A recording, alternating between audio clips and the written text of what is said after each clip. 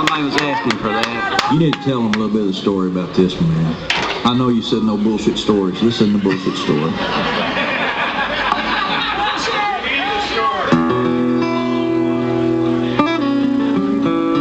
Y'all know who Stringbean was, don't you? Yeah, but we need the story anyway. Well,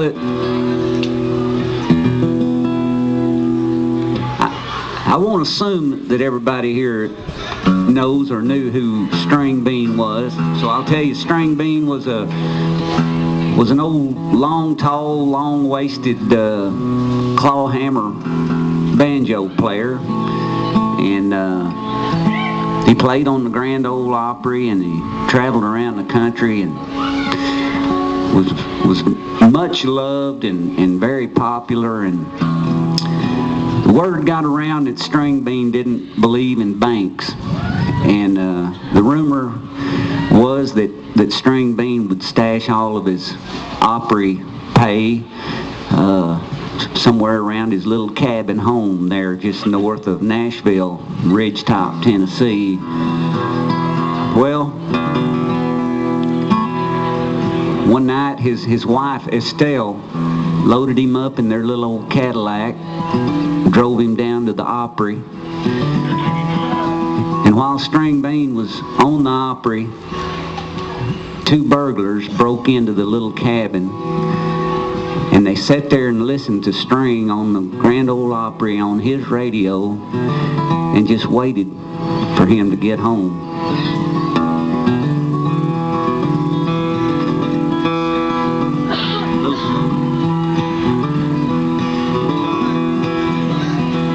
On Ridgetop, Tennessee, in 1973, the Brown boys killed Stringbean and Estelle.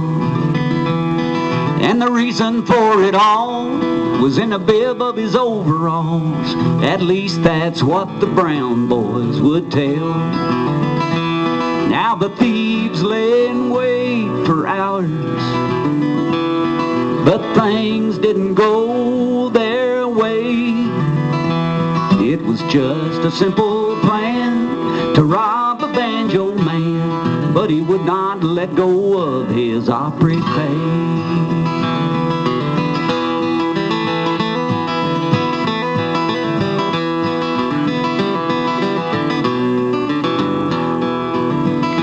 Well, there must have been one hell of a struggle for the cash in his bib overalls. Them Brown boys said, don't give us no trouble, String.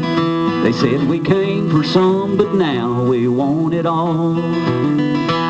Well, the thieves said, stand and deliver, but old Stringbean would not tell. And later we would learn that was a point of no return. They shot him dead, and then they shot Estelle.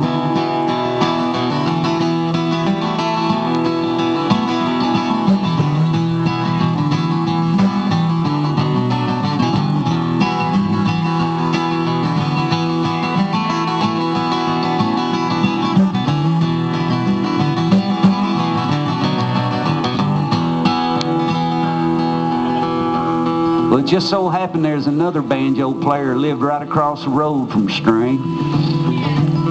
Old boy named Grandpa Jones. Grandpa and String would get up every single morning and go fishing together. When he didn't see no smoke from the chimney, Grandpa knew that something was not right. And now it's burned evermore in his memory, the picture of that dreadful, awful sight. Oh, but 23 years later, when they tore the fireplace down, there was $20,000 that the Brown boys never found. It seemed like easy money, but things didn't go their way.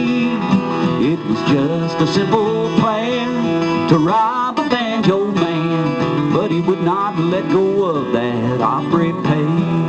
No, he would not let go of his Opry pay.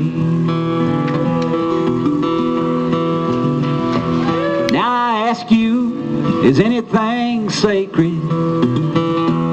I do believe that I have heard it all. I read it in this morning's paper, where they auctioned off old strings overall. Yes, sir, it's Verlon Thompson. Thank y'all. How about it again for Shawn Camp?